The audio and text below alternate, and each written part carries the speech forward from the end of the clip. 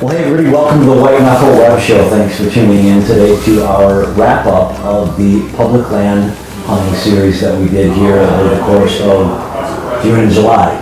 Today we're going to get as many people as we can in the same room and talk about public land hunting, and we're going to ask them all the questions that you've submitted to us over the course of the last couple of days. So shortly the guys are going to join me up here and we're going to get the show on the road. Hope you enjoy. I'm Scott Buckley from Iowa, hunt a lot of public land, Iowa, Kansas, Nebraska, wherever it takes me.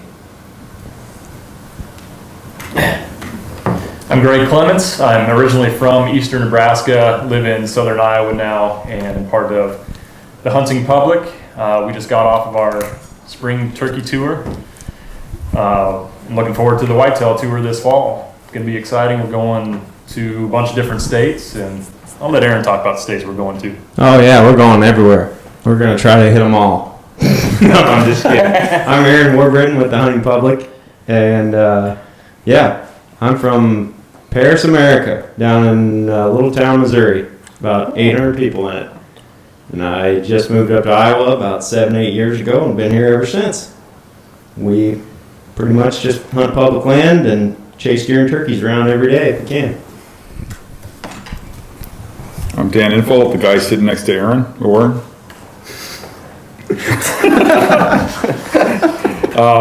Southeast Wisconsin, hunt mostly public. My name's Todd Pringnitz, White Knuckle Productions, born and raised in Michigan, grew up hunting there, and now I am fortunate enough to live here and hunt big Iowa whitetails. Curtis Zabel from Wisconsin, hunt all public land. Yeah. There's something to do with behind the bow too, huh? Yeah, from behind the bow. Yeah. I'm Lucas Psycho from North Dakota, born and raised. I hunt about 90% public and throw in a little bit of private so I can relax a little bit. So the first question comes from Mike Catlin. It's going to be for Scott. In your opinion, does the pattern that bucks follow change during the rut? He means you spend all the time during the year to find where they're bedding down and traveling, and in the early season, as the rut approaches, they travel farther away from that particular area. Does your traveling to locate them, or do you travel to locate them, or do they eventually bed down in the same spot year round?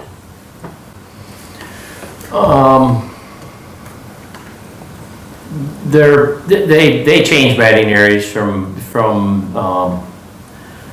time to time.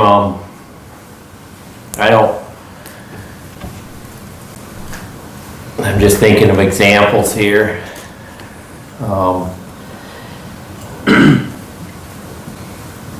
Yeah, anybody else answer that one? Kind of lost. Well, I just from my experience here, like we were just talking with some of the guys earlier, and I really don't even have bucks on my property until later in October. So in the summertime, when we were out dinking around yesterday, I used to be so paranoid about walking on my property and making noise or doing this. Now it's like in the summertime, I'm running around on my property because those bucks are in different locations, and then as the rut starts to approach, your big dominant bucks seem to move into where the best doe bedding areas are and where the concentration. Yeah, I guess you could say that. My farm's the same way, and I think about it. Yeah, because right now that some of the bucks are just starting to move in, and yeah, they really pile into my areas in the rut. And, What I see is a shift in the bedding at rut. It's a predictable shift. It happens every year. Yeah, the same in the kind same of places spots. every year. Yeah, you'll see the same sign pop up, and They're usually bedding more in relation to the does. Wouldn't you agree? yeah. Yeah, here mine literally will bed right in the middle of these different doe bedding areas, and they use the doe's ears and eyes and noses to basically alert them if anything comes in. So half the time you just got to beat the does in order to get to the bucks. But that's where all these big ones, Walter Pate and all these big ones behind me, they set up camp right in those doe bedding areas. And usually it's right next to a kill plot or a major green food source. And so that's what I use to manipulate them, is putting these different food plots, and you basically just control where the does are, concentrate them, and then every big buck's going to want to be there at some point. Yep. I got something for that. Yeah, and kind of where I hunt, I've noticed that it's almost buck, it's almost buck to buck. They're all kind of their own way. It seems that there's some that are they're constantly moving. It seems like you see them everywhere. And if you have cameras spread out, you know, I kind of got away from that a lot, but through the years of using them, I'd see where some bucks are always on the move somewhere, no matter what their age was. It was just they're on the move buck. And then I've noticed there's some that are just like every year they have a pocket and they like to run that one pocket. And then once they run out, then they might venture off a little bit. But most of the time you'd see like, oh, that buck, that's his house. You know, there ain't nothing that comes in and out of there but him, and he runs that spot. And then there's others that are just constantly on the move. You know, that's what I've seen anyways. But I agree. Them doe bedding areas, you know, you're gonna get the majority of any bucks that are on the move, on the look, and you're gonna catch them in between those spots. And yeah. So when I scout in the springtime, I'm mainly looking for when I'm looking for the buck bedding. That's I'm focused when I'm finding just buck beds. I'm thinking to myself, that's early season, pre-rut, late season. And then when I'm finding the doe bedding areas, then I'm thinking that's what I'm gonna hunt during the rut. So. Well, if I can step in for a second too, is I do find good rut bedding, and I do find it in early season too. But when you're scouting in spring and you find rut beds, usually they're not as worn in as the beds that people are typically looking for, those worn in ones where you can really see them. The rut beds are only used for a week or two during the rut. But what you do see is they're marked up real well. There's rubs all around them. They're, you know, where the early season bedding and the late season bedding doesn't always have that. They'll have one or two rubs around them or whatever. But the rut beds, you'll see them tore up. Right. You agree? Yep. I agree. Yep, definitely. I would say there's just one example that comes to mind. I would say with us, like that buck nest a few years ago. We actually jumped a mature buck out of it when scouting it in the middle of June, and he was right in the middle of the secure primary bedding location. Came back a year and a half later, hunted it on October 1 through the 7th, and there was 4 mature bucks in the same bedding area. And until that bedding area received human pressure, there was almost always a mature buck in it. And it was a variety of situations and a variety of bucks that use that one spot. So it's, in our experience, it's just not one thing's created equal. Right. You know, I mean, if they find a good, safe location like that, they will bed in it year-round. If they have enough factors surrounding it, you know, water, different food sources, does, that sort of thing. Does that make sense? Yeah, we call it primary bedding, but yep. I'm sure we all got that. Yeah. I like spot the buck. in mind that we're thinking of. It's like, yep, it's a spot like that. You call it the buck nest? Yeah. I love it. That's freaking awesome. That's my favorite. This next question comes from Tyler Orr and Katie Malone for Curtis. Do you plan on using a kayak this year? If so, what is your setup plan with your kayak? Well, last year, I usually use a kayak a lot, actually, because I like the river access. But last year, we were targeted, for the most part, one specific buck. So that area that we targeted, which was just a little overlooked chunk, we didn't have to use the kayak. So we actually didn't use the kayak last year, but this year, I'm trying to stay away from trail cameras and specific bucks, and I just want to go after them and have some fun. So I'll be using a lot more of the kayaks this year. My setup for the kayak is just $180 Viper from Menards. Yes. It's a Viper. That's how we roll. That's what I got. It's a Black Friday sale. I don't know So about you guys, but I float around on a cottonwood log. Every now and then. Just passing by the house. All right, it was my trip. Jump on. So I mean, I don't know. There's probably some really nice setups out there. I don't know what the difference is. They probably ride smoother or whatever. I don't know. But $180 kayak from Menards works for me. So Yeah, we use several different kinds of kayaks, and they vary in function and range of price. One I have is $450, and it's good enough to get the gear in and out, and it's not a fast kayak, it doesn't track real well, but it's just kind of a cheaper model, but it gets the job done. Zach has a Jackson kayak. I believe that's a little bit heavier duty. Oh yeah, it's like $1,100. Yeah, it's a nice it's one, a real deal. It's But if I it's put it like on top fish. of the Smurf, it'll push the roof down. So what? Yeah, So flat. what would you say the major difference is between a $1,100 kayak. And like, You might be able to get a deer out on his. You could probably get a deer out oh, on we've his. got You a deer can't out on really- mine. Okay. Yeah. It's the Viper, man. Yeah. You said you can get a deer Oh out yeah, there? we did. Really? Yeah, I just threw it on the back. Just got a shot one on Oak Island. Nice. Threw the bow Nice, I'd around like to there. see a picture of that. Yeah. Yeah. Yeah, well, a couple of our other ones are kind of small, like your Perception or whatever. It's I don't know smaller, if yeah, it- you can't get a deer out on that, but, I think my kayak's 10.5 footer, it's 45 pounds, it's easy to throw in and out. Zach's is probably an 80 to 100 pound kayak, like it takes a little more effort to get that thrown up on top of the car or back of the truck or something like that. So for convenience, a cheaper kayak, like it sounds like you're using, and like the one that I use is just convenient for That's one getting I in would and out. get. You guys use kayaks quite a bit. Yeah, we One got like more. 5 or One 6 more. of them, Yeah. all different kinds of brands and stuff. But Cool. Speaking of water access, I think you've said you got some hip waders. Have you used chest waders too at time to time? I'm guessing? Me, I just get wet. Yeah, Yeah, the others don't work very He goes down with underwear. he drills holes in the bottom of his boots, yeah. rubber the water boots, out. so the water leaks out. That's so smart though when you think about it. Oh gosh. But yeah, I've used from canoes to kayaks to regular just boats. But I have my ultimate one is it's a little flat back fiberglass canoe, and I'll I'm gonna make a long trip up a channel or something like that. I'll throw a trolling motor on the back of that thing and I'll just freaking fly, and cover a lot more ground. But on a shorter trip, if I can just use some chest waders or just a kayak, man, and that's one of the ultimate. Well, everything is access. That's kind of half Access, the battle is that access from downwind sides or whatever you got to do, or to get around the backside of them deer. Yeah. Talk about when you float up and then come back down.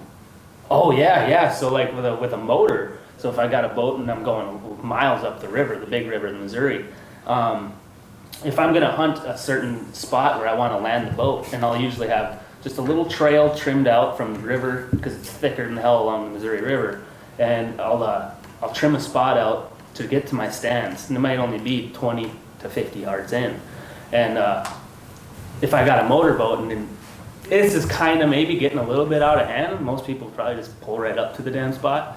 I'll go upriver, kill the motor, and float my way down a quarter mile. Especially in like an evening, because they're going to be bedded along that areas.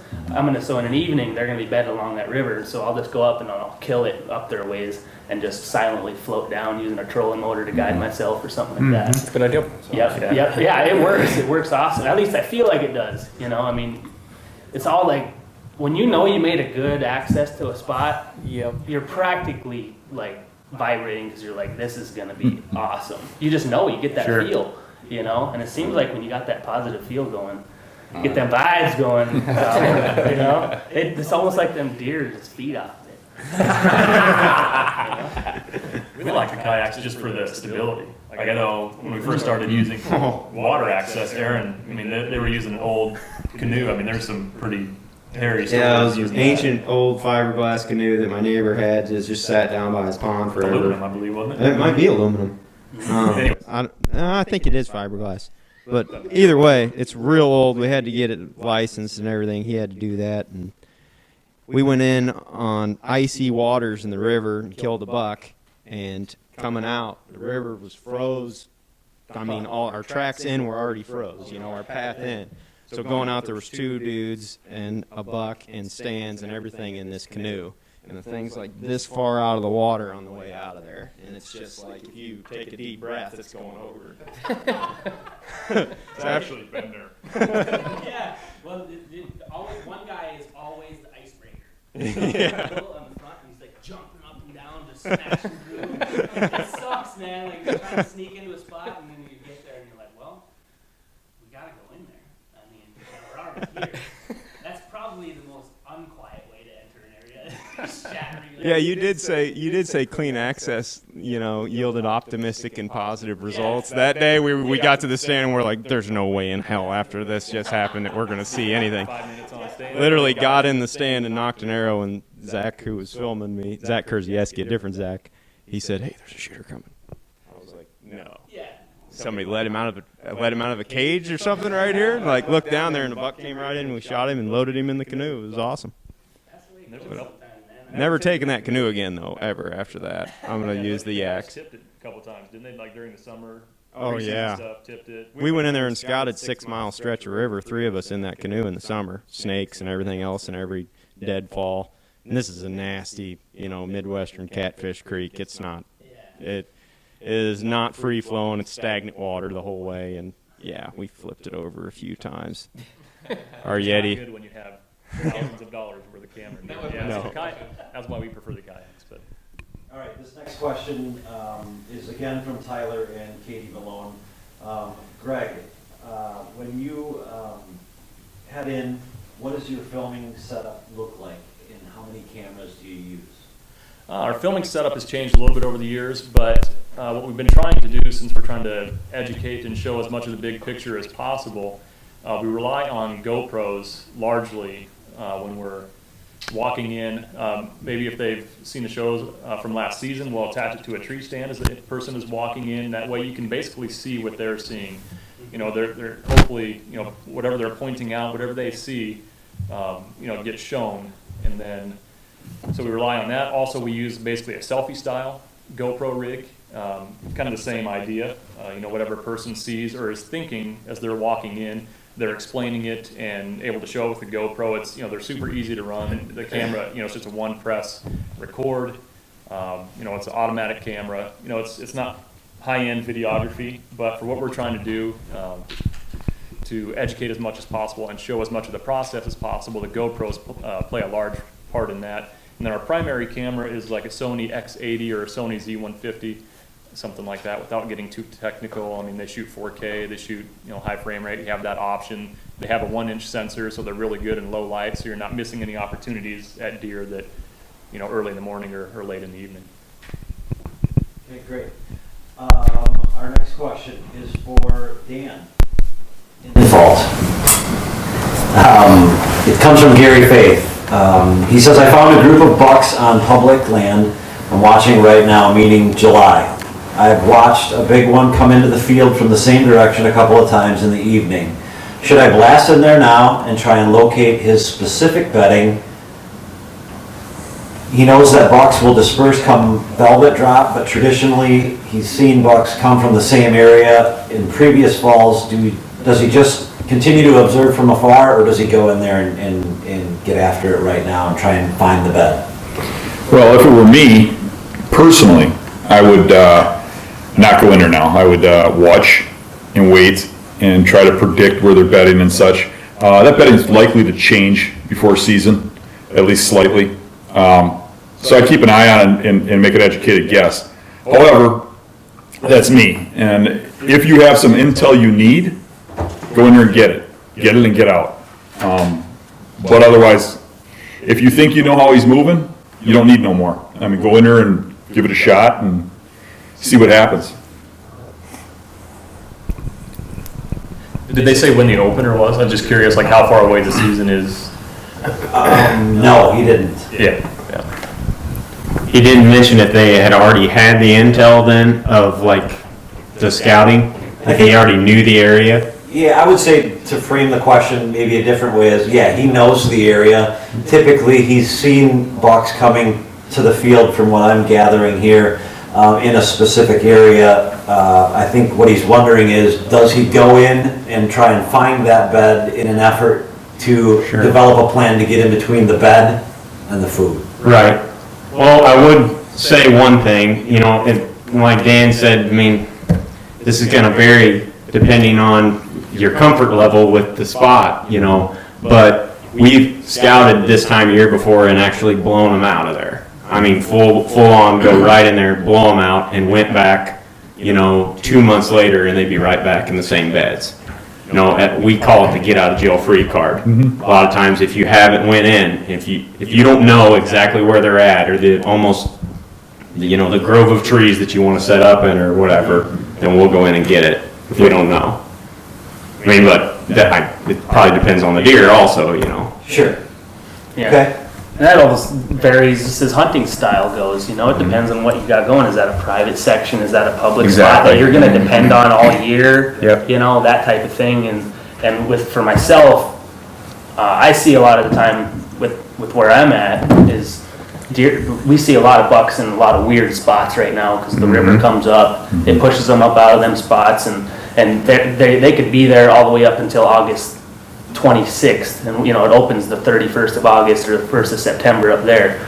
And so I've seen them change that last week from time to time. So it all depends like what you got going. If you got a lot of spots that hit and you can kind of spread it out a little bit, I'd take your time with it, and try to just maximize your opportunity if that's what you have available to you. But if that's going to be one of your spots that if your best shot is to kill that deer that early season, like I said, if you need that intel, go after it. If not, lay back and see what happens, because you could go in there and do a bunch of work and they're gone. They're just gone because they migrated, so. You're talking about them leaving or moving into the last 5 days of August there? Yeah, or even the related it mostly just to depends on, velvet shed or water levels. I mean, yeah, it could be anything. I mean, Yeah. I've seen deer just leave, one area, and I don't even know why. It's just a summer ranging spot. Sure. I've seen them move out of the river bottoms because the mosquitoes are so bad. I know that's a thing because I'll see them come out and they'll just run. They'll just run across the field as soon as they get out into the open, and they're just trying to find them spots, and the mosquitoes are just torturing them. So I know that there's deer that move up into the higher ground out of the valley, and it's more grassy and prairie and kind of bluffs and badlands and pines and cedars, and so I'll see deer up there, and that'll be miles away from where they end up, come season. So it's like I said, it's kind of a what's your situation, Bottom line is if you need the intel, go in, but you gotta take a step back and really think about it. Do I need it? Because I think a lot of people Yep. don't feel confident about themselves, and they go in when really where they go and look, that's where the buck is anyways. And I think you gotta just take a step back and say, do I need this intel or don't I? Yep. If you need it, go in and get it. But if you don't, take an educated guess and take a shot at it. I think sometimes you got to look at what your goals are. I'm very goal oriented. So when I first started hunting around here, getting to know the area, this time of year I would be out running 20 cameras, moving around every week, and just putting too much pressure on. Now, as I've gotten older, I wait longer and longer each year to set my stands. I see a lot of guys go out and they hang tons and tons of stands this time of year. To me, I want to hang stands when I have the intel. And that early fall intel is when I really start hanging my tree stands and stuff, because that's when the bucks move in, and I have no problem going in and blowing an area out if I know I'm not going to be hunting it for a few weeks. Even for Walter Payton last year, as soon as I knew he was there, I knew I needed to get a couple stands just before the rut, so I just go in there and blow it out. But I also use my ATV and keep the ATV running and try to sell it like a farmer, where you guys are a little different situation because you're hunting public land. So Yeah, but I would say the comparison there is you're probably only going in once.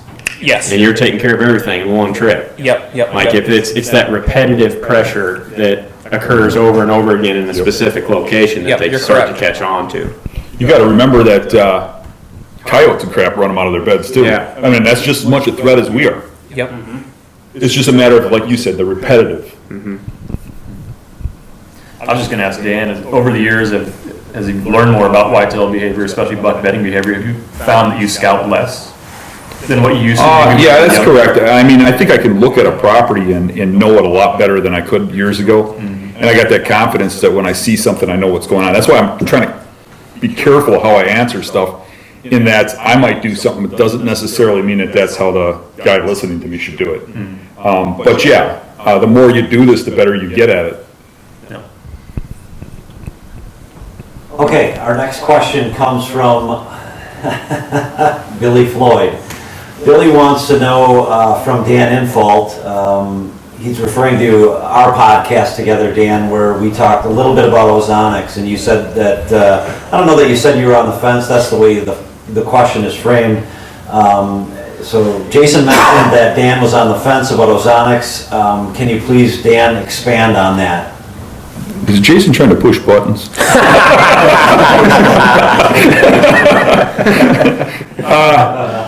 Out of all the methods of scent control, I believe ozonics has got the best chance of blocking your scent. I do think it needs to be a little controlled, but I haven't tested it, so I can't say that for sure.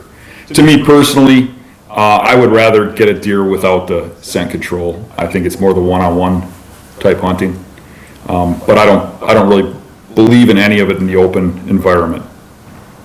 Sure, fair enough.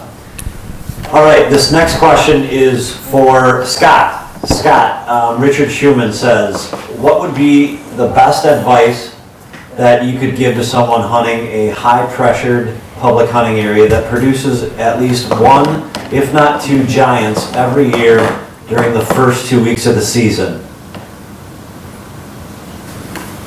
Are these guys he goes on to say, are these guys getting lucky, or is there actually a science behind it? Is there anything that you could say that pushes those deer? For the early season bucks, right? Yep. Yeah. I get in early season and, you know, I do a lot of my camera work. I try to find these big deer. I don't go in too much. Like once a month, I might, you know, try to go in with the wind, check my camera, just try to, and I build history with some of these old bucks. I've had bucks on public land for 3, 4, 5 years, a couple of them, pictures of them, you know, 8-year-old buck. I got an 8-year-old buck now I've been watching for a while. And just kind of get to know their patterns, where they bed. And if you, like that one I got a few years ago, it was usually I wouldn't hunt the mornings, but it was October 3rd, we had a heck of a cold front coming in. It was below 30 degrees out that morning, so I kind of snuck up the creek, kind of went in the back way up to the finger going up the ridge, and you know, he was running late to his bed. It was cold that morning, and he come right up the finger and got him. You know, 25 yards away, come up, just browsing his way through. And normally I wouldn't hunt mornings in the early season, but it was just the opportunity. It was cold that morning. I think, you know, when it's cold, it has them big ones on their feet later. That's the thing about the early season. They're just, you can pattern them a lot better. And then if you can get onto a big one, pattern them, you know, after a couple weeks, they catch on to that pressure, and come the rut, you know, the big ones are just scattered all over the place. But yeah, if you can get on them, yeah, I mean, it's hard to hunt a specific buck in the rut. I'm more of a specific buck person. Well, a lot of these guys, you know, on public, they go in, you know, just mature deer. But I find specific deer, but I won't go after one certain one, you know, multiple areas. I'll put cameras, build history with them. And I'm an opportunist. If that big one I'm hunting, if another good mature buck that looks good walks in, you know, he's gonna get an arrow just as well, you know. Yeah. But my intention is I find this big deer and I go in kind of after them. And I prefer, like I've had a couple areas where there's 2 or 3 old mature deer, where it kind of ups my odds to see at least one of them big ones, you know. I've had areas, not many deer, and there's just one big one in there, and I kind of try to lean away from that, just because, you know, I'll pick an area with more mature deer. But I guess some early season deer, you just pattern them and get on them before pressure hits and get to learn them. I think if I heard that correct, he was kind of alluding to why the bucks were there early season and this heavy pressure, and if that was a fluke? Yeah, essentially, are these guys just getting lucky, or is there some method to the madness? Well, to me, there's no flukes with big bucks. They're doing something for a reason. And those mature bucks, if they're there, they live there. So they're just not getting shot at other times of the year, basically. Wouldn't you agree? Yeah, yep. Okay. All right, the next question, I'm going to ask all of you to answer this. We'll start with Lucas, if that's okay. Yep. It comes from Alan Vincent. When do the public land guys decide the time frame to hunt specific topo with grounds that they're hunting if they don't have cameras up? Do you start with hills, farm, or marsh? And I realize that it may or may not pertain to some of you, but how do you decide when it is you're going to hunt what kind of terrain? Whenever I locate a big buck there. That's literally it. I mean, like I said, I use the river a lot. And when the water's up high, and it can come up high in the fall sometimes, it just depends. And if we get some early snowfall or something in the mountains and that melts off and the river's gonna come up, or the dam, Fort Peck, they let out water, that can bring up some areas. So, geographically speaking, if some of them low-lying areas are filling up with water, I have, 30, 40 different spots come to mind where it creates pinch points at certain levels of when the water comes up, because it'll backfeed into areas, and that'll cut off hundreds and hundreds of yards of different travel areas for them deer. And I know those areas now. I've hunted there since I was 12. I'm 29 now. So I've got a lot of, just in the back of my mind, just based off of water levels, is kind of the thing that I feed off of. And that's kind of how I base a lot of my hunting is what's accessible right now and what isn't. And that could go as much as, well, now I can canoe to an area that I'd normally have to walk through swamp mud that's knee-high to waist deep that you're never going to get through. Now I can skim across that thing. Except for Dan to get through it. Yeah, for Dan, you swimming through it, you come popping up. Somebody sees him and they're like, I saw Sasquatch. But, geographically speaking like that, I play a lot off the water, and I hunt mainly really flat ground along the river, and there's hillsides up on each side of the valley, and I sometimes like to get up above that stuff where I have river bottoms meeting up to the bluffs on the side of the valley, and so I can get up top and just glass from that stuff. And that's worked a lot of times. I got one spot in particular where if you go out when all the leaves are gone and you sit up above this big, it's half kind of swampy cattails mixed with cottonwoods and willow bark and stuff like that, and it kind of makes a big horseshoe shape. And you can sit up above that and really learn about just the movement of the deer. I've done that a lot of times, just not even having a tag in my pocket, just going and sitting up there and watching how they're moving. And you can pick out a buck bedded down in there, and we've done that just to pick it out and go after him just on the ground, or where he's bedded. Well, they usually get up from that point and they work this little pocket of really thick willows, and then you can catch them in a little spot where they drop through a little drainage coming from the river. You got your lane to shoot them is right when they drop down into that. So there's, it's unlimited out there. Obviously, it's keep your mind open, and once you see something, even if it sounds dumb or it doesn't seem likely, everything's on the table in this game, it seems like. So You've probably said it already. What part of North Dakota is that roughly? Northwest. Yeah, severe northwest. I live literally a mile and a half from the border of Montana. Nice. Yeah. You can see Montana. I can see Montana from my house. That's just why I hunt there a lot. For me, I guess being from northeastern Wisconsin, we don't have much hills. So, early season, it's probably like 2-hour drive to get to some hills, hour and a half, 2 hours. So I'm usually hunting like swamps and cattails and stuff, focusing on specific beds and bedding areas, and then that's early in the season, and then once the rut kicks in, we kind of transition over to the western part of the state where there's a bunch of hills and stuff for the rut. So Early on, I usually hunt the fields, hunt more the food sources, and then work my way basically back into the timber. But I'm always hunting usually individual animals, and many years ago I kind of come to the realization that you can't go onto just any piece of ground and expect to kill, a big Pope and Young or a Boone and Crockett animal. They have to be there first. So that's why I moved from Michigan, eventually started hunting more in Illinois. That's half the battle I think a lot of guys spend and waste a lot of the hours on stand in areas that are just not productive, thinking that time in the stand is the secret.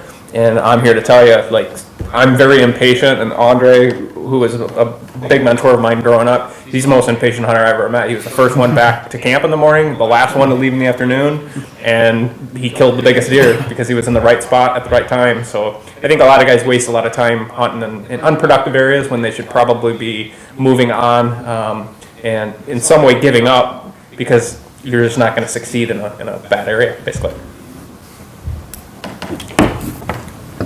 So for me, there's a system to where I'm hunting time frame wise, and that would be early season. I'm hunting swamps and marshes.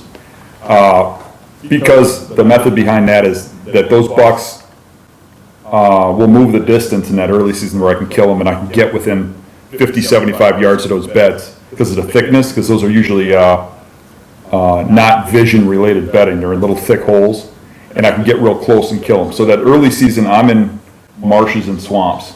And then come rut, I like hill country, and I like hill country because you can read it like a map, the leeward ridges, and you can kind of cross out everything that's not leeward, and you can get right in there tight against presumed bedding, and it's really easy to get on bucks and rut in hill country.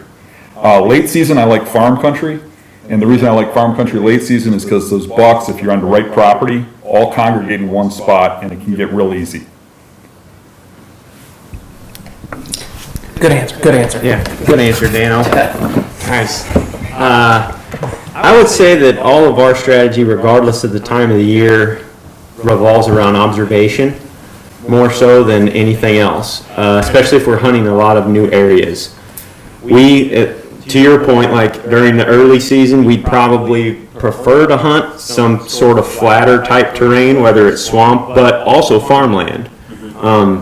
Anywhere where we can get up high and visually look in from a distance and potentially catch a buck getting up out of a bedding area is one that we would take pretty seriously early season like that. That's where we tend to be. And we don't hunt the hills as much early just because it seems like the vegetation is always so much thicker in there during that time. You can't see near as far. Like you have to guess exactly right, and you may have 5 points coming off a ridge that could all set up great for buck bedding. And try to get them to move away from the acorns. Right.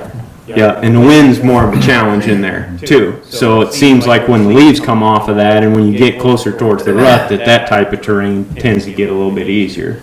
But and then late season, I mean, it kind of goes back into the observation game again, where we're trying to find bucks in almost an obscure food source, because in our area there isn't a ton of, believe it or not, a ton of ag land in the public areas that we hunt that you can target during the late season. So Do you guys, like in the summer, do you guys do a lot of glassing, velvet type stuff? Do you run trail cameras? How do you locate your animals that you're going to go after? we All the don't, above. yeah, Okay. I mean, probably not much different than everybody else, but it just seems like the places where we have the best success, especially, for example, in Iowa in early October, we have had a lot of success in at least seeing mature bucks. I wouldn't say necessarily killing them, seeing them and killing them is a totally different story. But we do see a lot of daylight mature buck movement in the first half of October. I think that's because we're doing a lot of observation sits in these areas. And like you said, many of them are in swamp, but some of them are also in farmland. Anywhere where it's flat, where we can get up high and get a look in there. And then make a move from that point forward to try to get in there super tight to the beds. Yeah, I mean, my answer would mirror Aaron's, because we basically hunt together all fall as a group. But geographically speaking, I guess, which is a little bit off topic, we talked about going on the public land whitetail tour this fall. Public land deer tour. We might shoot a muley Yes. at some point. Sorry, That'd be deer pretty tour. sweet. There you go. Oh, boy. I love going west. I love the West for so many different reasons. North Dakota, South Dakota, Nebraska. I mean, I can't wait to get in a kayak and be going down a river somewhere in western Nebraska here in another 5 or 6 weeks. I mean, it's coming up fast. North Dakota's the same. Yep, As 31st Lucas of August, knows. So man. anyways, yeah, I mean, I love the West. Aaron's talking about going to Kentucky early in the season, possibly. Yeah, slinging one down there maybe. That'd be nice. So, But it's kind of rolling terrain down there, but the area that we're looking at is more marshy mix, and that's by design. It's because we figured there's more deer in that area in general, so it'd be easier for us to find something having never been there before, and it's an area that we could potentially observe when we're on limited time on a new property, for example. yeah, so we'll be back and hunt Iowa, Missouri for the rut, and then probably going to go somewhere south in December or January. Something Yeah, we'll like be that. hunting Alabama in January. Yep. I'm jealous. You guys are on the road, man. That'd be fun. Living on peanut butter Trying to shoot sandwiches. spike butts and eating Cliff bars, man. I guess I'm kind of like Lucas. Whatever kind of intel I pick up on my camera and look, and that's where I try to hone in on the bucks. Early season, I guess typically it'd be closer to bedding areas because them big deer won't move far from their bedding areas at all in the, they'll get up, maybe go to a food source, acorn, if acorns are dropping, they won't go far at all from their bedding areas. So I'm hunting more in hill country, so I mean public, most of my stuff is hills if it's early season, not too many field edges. So I guess, just. With that buck you were talking about a while ago, came early season in the hills. So Yeah, he came even out. though we're saying that we don't necessarily hunt the hills that much early, it's obvious that you can kill them. He came out of some private cornfields down below to the north, I guess. And that's what I knew he'd be feeding down in them cornfields. It was cold that morning. And then he kind of meandered through a creek, old cattle pasture type bottom that was all growed up, and then he came up one of them fingers heading up into the hills. But and then he was bedding just right up. He was probably bedding within 100 yards of where I was sitting. But so basically, that's how I hunt early season. Okay. Okay. Question again for all of you. This comes from John McComas. What's your most memorable public land hunt? Whether you shot a giant or not. Bow, gun, doesn't matter. That's a tough one. Scott? I don't know. I got so many. I mean, everyone is memorable in his own way. I guess that one I talked about earlier, the early season bucket was so memorable because I shot him early season, but I've already told that story. So I guess my second memorable is primarily a bow hunter, but here in Iowa we have an early muzzleload season. And that's actually that's actually the October lull, the myth of, it's not a myth, but them big bucks are still on their feet, but you have to be right on top of their bedding area for that too. And this buck, I had a lot of pictures of him. It was a public piece. It was along a river. I had to use hip waders to get across this river. That's a spot I've killed quite a few good deer in. And it kind of eliminates, it's too shallow for really a kayak most times of the year, but you can put hip waders on, everybody's back on this side of the park, and I go back into the good areas.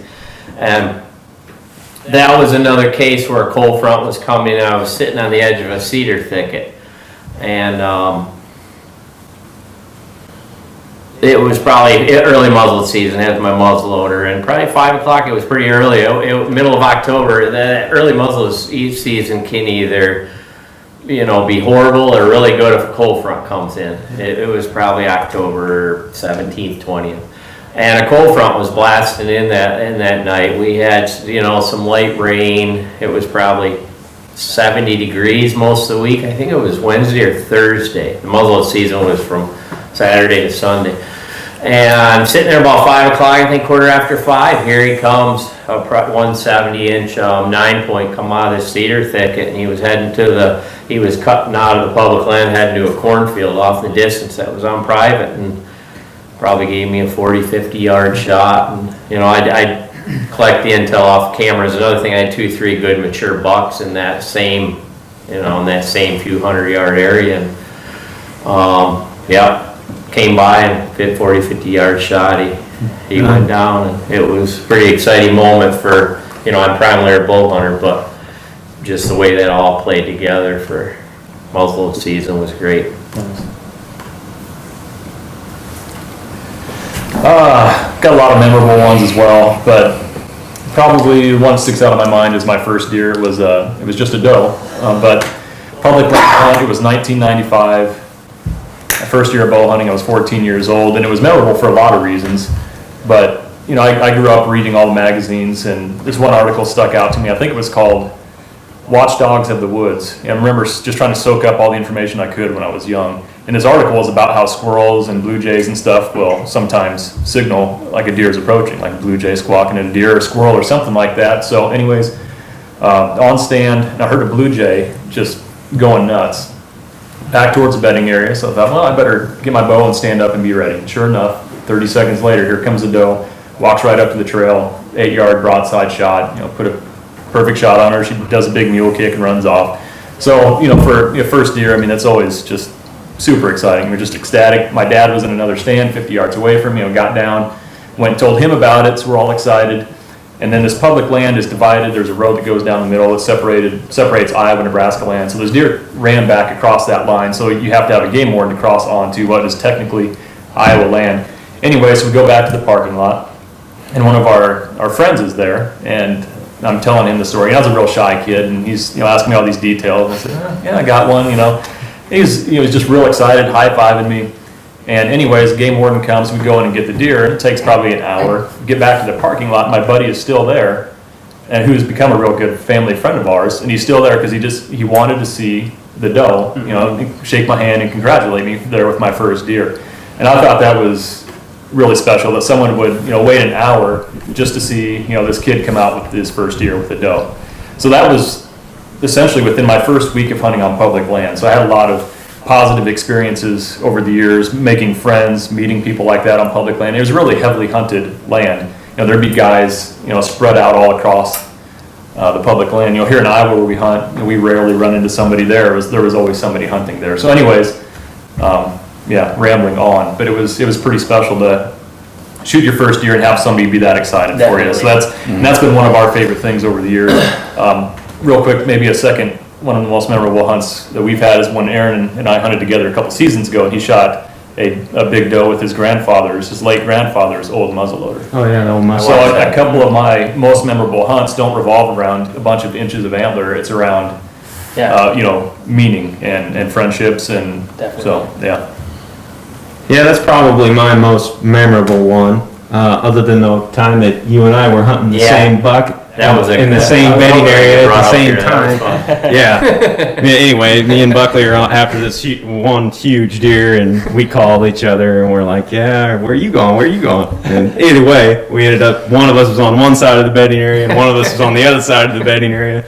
But the buck nest was a really cool hunt because it validated our severe suspicions at the time that this buck bedding thing was not just a bunch of hocus pocus. Mm-hmm. Like at the time, we were doing a ton of research into it, and it was all making total sense. But and this is a few years ago, but we're still like, my boss at the time was just saying like, there's no way that this is any good, and like everybody else is looking at me cross-eyed, like, what are you talking about? You're gonna go in there and shoot a set up 40 yards from a buck in his bed and kill him.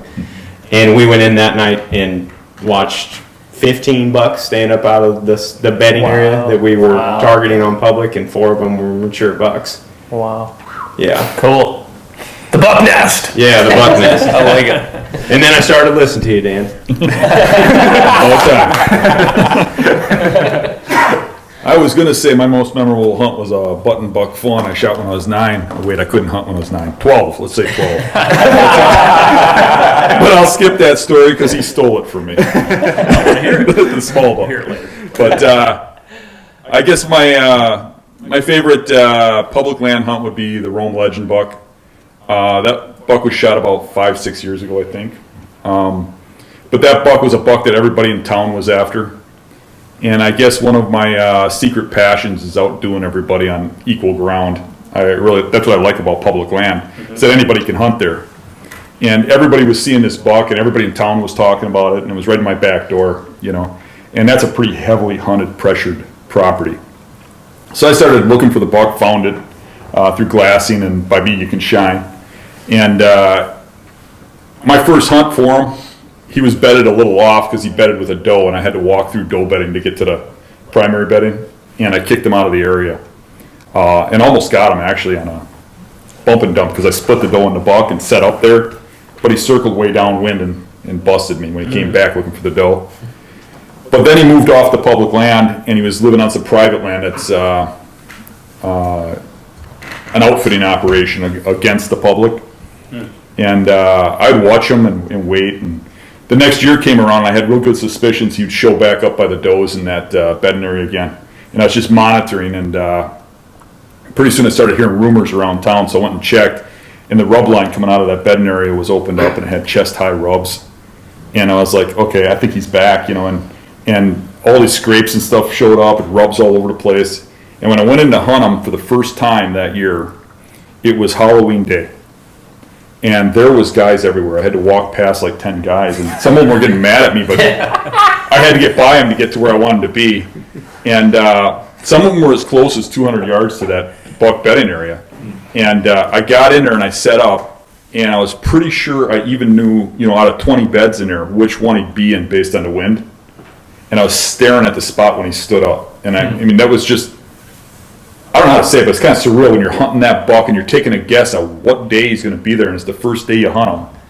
And that buck got up and walked straight to me, and I shot him. And I was 75 yards from his bed, I think. And when I shot him underneath me, it was closing time. Wow. I mean, what chance does one of those guys get? That's peak rut over by me, Halloween night. What chance does one of those guys got 200 yards back? None. Right. But that was probably my favorite big buck hunt in public. How quickly did you cover that 75 yards? It took him quite a while. Yeah. It's not as fast as what people would think, and it's kind of nerve-wracking staring at this thing coming at you, slow, and especially when they look up, because eventually they look in your direction, and you get this idea they're looking right at you, like they see you, but they really don't, and it was probably, I want to say 30 minutes. Oh. Yeah, buddy. My most memorable was a doe fawn my first year ever on public with a bow when I was 15, I think. But that's the best one I got. Heck yeah. I got a bunch of memorable hunts that didn't all end in a kill, but I think the most memorable one is when I was hunting public land down in Missouri.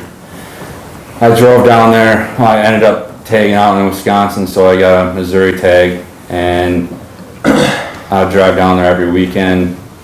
And pretty much what I did was I went down there and I just aggressively scouted and walked through a bunch of bedding areas and just tried to kick up as most does as possible. And then I kind of wanted to, figure out those bedding areas. So then my third weekend, it was the third weekend down there.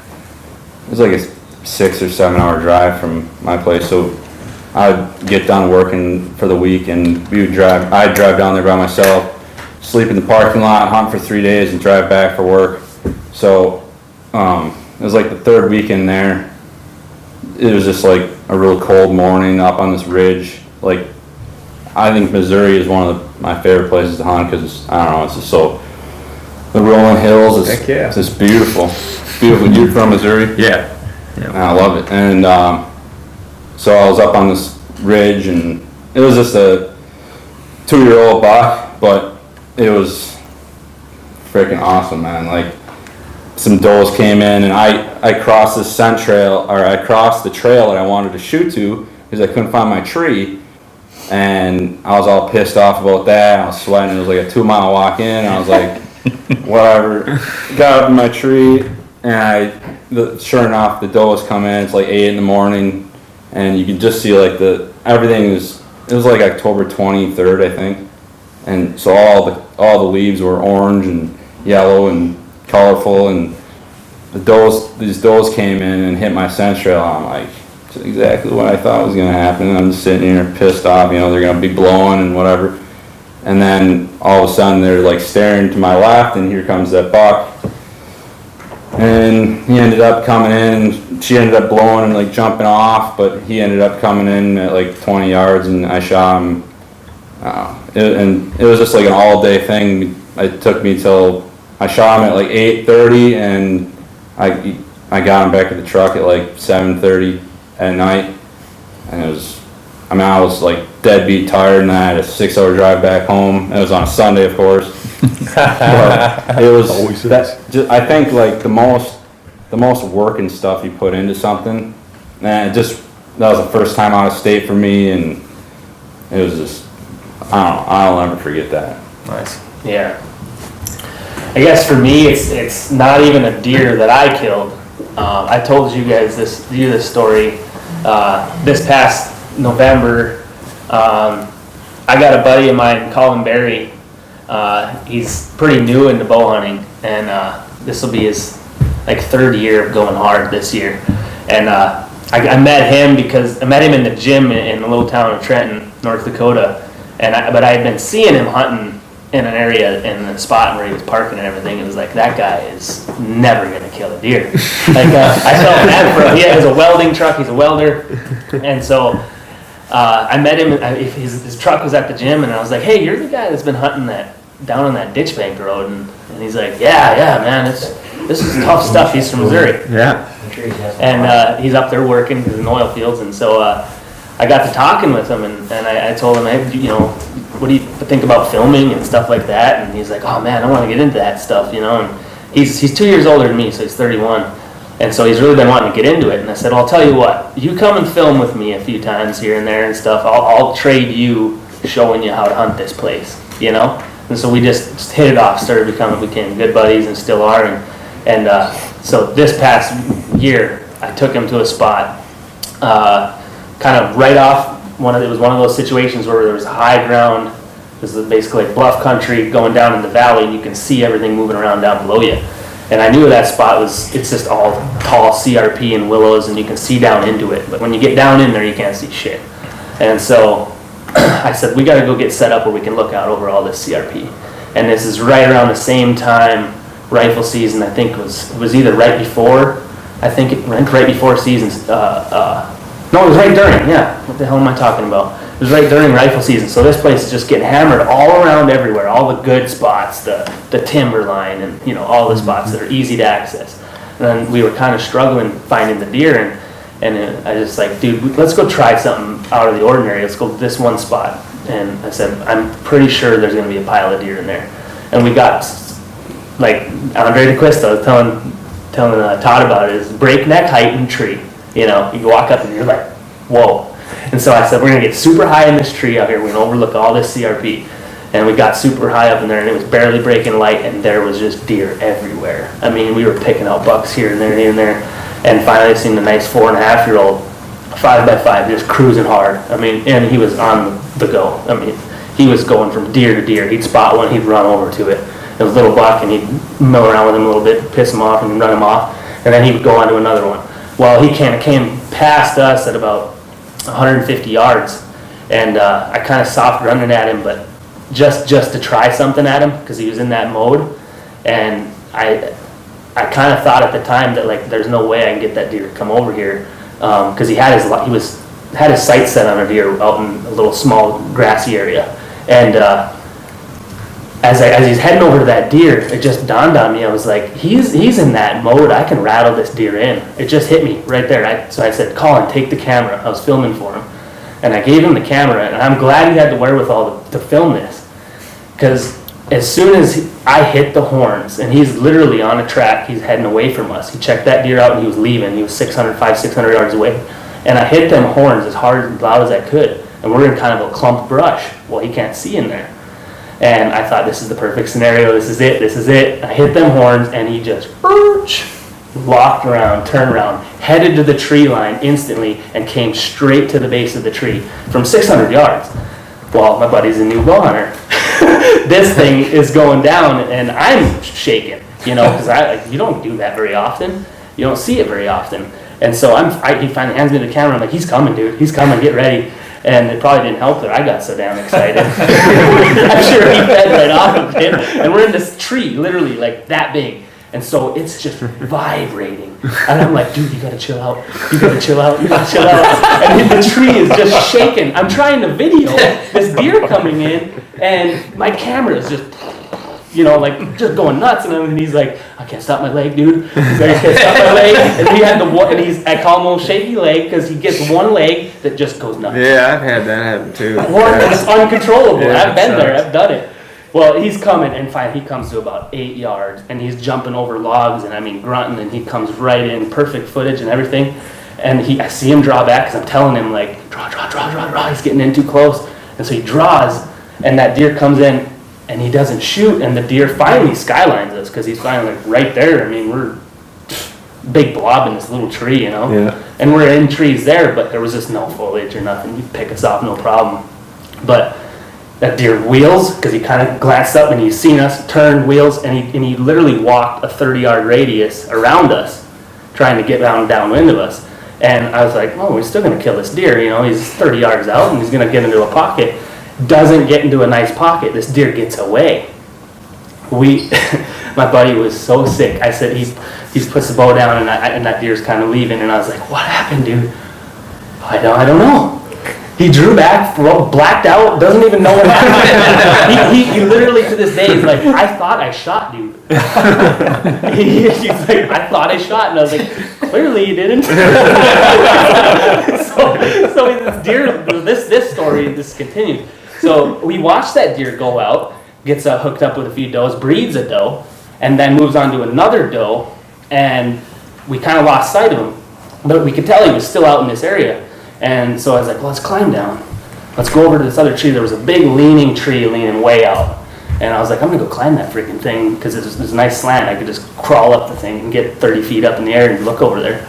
And I get up there and I'm like, dude, there he is. He's bedded with a doe. And it was just like kind of calm. And I was like, man, can we sneak up on him? I don't know if we can. And then I was just like, well, dude, what do you think of this? My wife had a rifle tag. And we've been hunting hard with her and trying to get her a deer. I was like, how about me and Jen we'll get the rifle tag, we'll come back here. We'll crawl out there, we'll try to kill this thing, me and Jen. And you sit on the back side of the exit route, because we had a stand back there where if we kick anything out of there, it's going to that spot. So it was like maximizing our opportunity to kill this deer or any other deer that was out there. So he's like, hell yeah, dude, hell yeah. I kind of blew that anyways. He said, so he was game. So I get my wife and told her the game plan. We got back down there about 2 hours later, and which I figured he was going to hang there because there was bucks kind of all over and he kept running them off and he was just going to be there.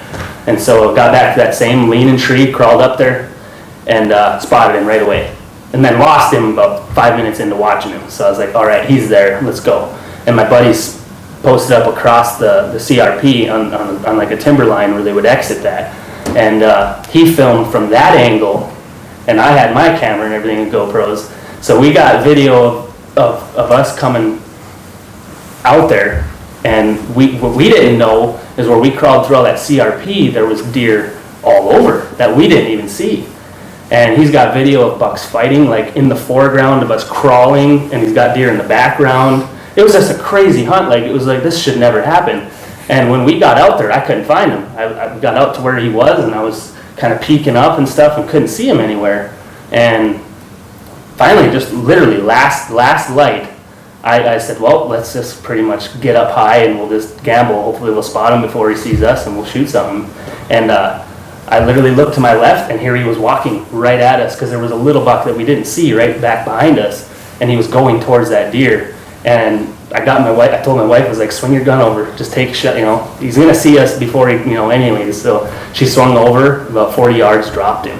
And it was like, this should have never happened. This is one of those things, man. Like, I like that, like you. I like the competition of like trying to outdo anybody else that's out there. I don't know, I think most people have that in them if you're serious about it, and it's not something that they're necessarily gonna like constantly weigh yourself versus everybody, and go like, wow, he kills more and I must suck. It's just it's kind of like it's just fun. It's right. Fun to just, I'm a competitive guy all through sports and all that stuff, so I have that competitive side, and it's fun to just do the impossible almost, so. You got 5 minutes for one more story? One more, sure. Okay, quick one. Memorable hunts. My daughter and my son's experience. My daughter's first, it'd be her second buck kill, the first one with a bow. I took her back into a public piece, same one where I crossed that river, and we got in there in the morning. It was her first buck kill. We got into this stand. I had a stand up there, but I took a second stand in for me to sit. And we got up. It was foggy that morning, just barely breaking light. And my dog, we're just sitting down. We're getting stuff out of our packs, getting organized. And this skinny little elm tree, and it was a pinch point on a dike between two waterways. And she goes, Dad, here comes a buck. And I said, oh, wow. I look, and here he comes through the fog, coming right into us. And we were, usually we like standing up, getting ready. And we were caught off guard. It was barely light. That thing came in, I'd say 10 feet away, slammed on the brakes, looked up in the tree and spotted us both, and we're like, oh no.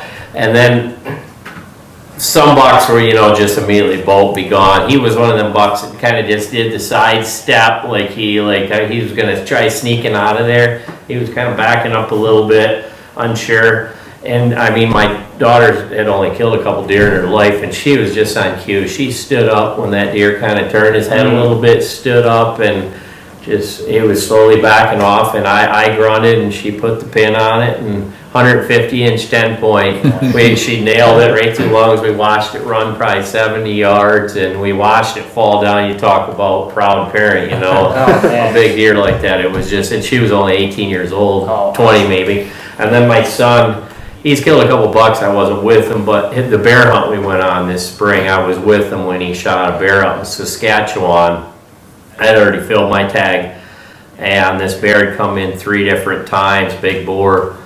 And the first time he was pretty shook up, the bear fever going on. He was waiting for it to stop and it'd move, and I told him, just take your time. And then the thing disappeared. And I said, well, maybe he'll come back. Hour later, he come back, couldn't get a shot again. The third time he came in, like probably 2 hours that first time, he came in 18 yards. It stopped, Cody pulled back and drilled him right through the lungs. We watched him kind of run around us. We seen him go up a hill, and then we heard the death moan. And yeah, it was a pretty exciting, just watching my kids, being with them on a couple of them hunts is just something that you never experience, or out of body experience, I guess. It's pretty cool. Yeah, that's awesome. You Okay, got a minute next. for a bathroom break? What's that? Got a minute for a bathroom break? Yeah, go ahead. I'm gonna ask Chris a question.